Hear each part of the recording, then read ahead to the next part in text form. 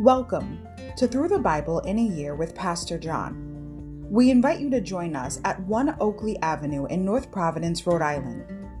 This podcast is presented to you by The Way Ministries, supported by listeners like you.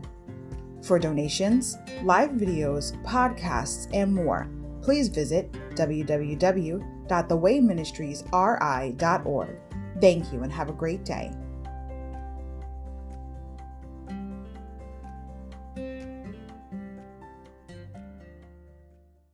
Hi everybody, welcome to Through the Bible in a Year with Pastor John. So glad you could join me today to get a portion of God's Word. Today we're going to begin with day 312, November 7th. Reflection in worship. Seeing and hearing is believing. But before we get started, I always like to say it's an awesome time to reflect on the previous 6 days of reading, or to give you an opportunity to catch up if you might have fell behind. You know how crazy times are right now and how much things we have to get done, and sometimes we fall behind, but that's okay. Don't quit. Don't give up. We're almost through, and God requires that we're faithful, not perfect. So wherever your heart is, as long as it's to learn about God and read His Word, God is happy with you.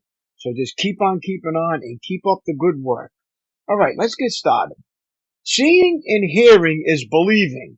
Do not expect God to use you as a lighthouse somewhere else if God cannot use you as a candle right where you are. Look back. Jesus' miracles were designed to validate His message. When He said, I am the resurrection and the life in John 11:25, He meant it. And to validate His claim that He was the source of life, He raised Lazarus from the grave. John's account of the death, burial, and resurrection of Jesus is poignant and personal, as befitting the one who was nicknamed the disciple whom Jesus loved, John 13:23. The final chapter of John's Gospel tells of a breakfast meeting between Jesus and 7 of His disciples. The disciples came to that encounter discouraged and ready to quit. They left fortified with courage to follow their Lord even unto death. The book of Acts continues the story of Jesus' followers as they go forth in the power of the Spirit to broadcast the news about their risen leader and Lord. First in Jerusalem, then in Judea and Samaria, and finally to the farthest corners of the known world. The New Testament church carries out its marching orders in spite of persecution from without and problems from within. Look up. 2 cars collide in the intersection in front of you. From the safety of your own car, you see the entire incident unfold. Now answer the following questions. 1. Are you a witness to the accident? 2. If yes, why are you a witness? 3.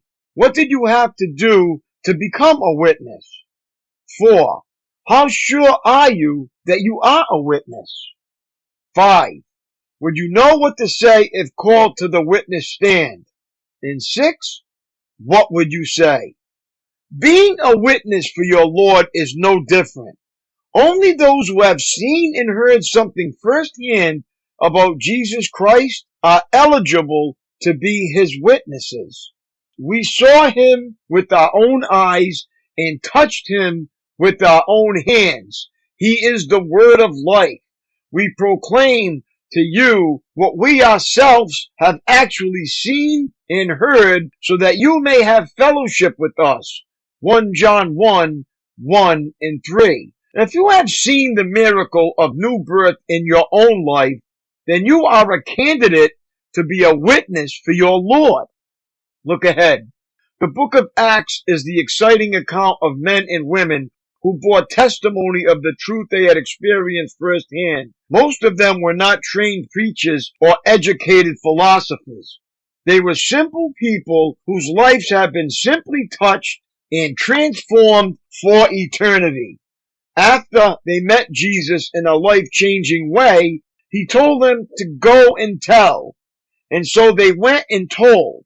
And everywhere they went, the power of God was evident. They testified as much by the quality of their lives as by the testimony of their lips.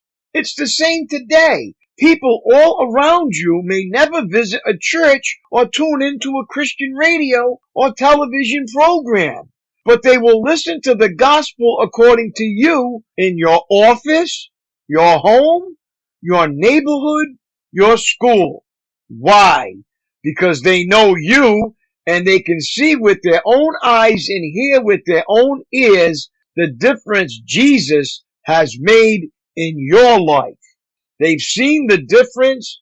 Now they need to know what, or rather who, has made the difference. That is so true and something to think about greatly. That's all for today, my friends. It was great reading along with you. Have a great day and keep up the good work. And I will see you tomorrow. And God bless you. Lord willing, peace.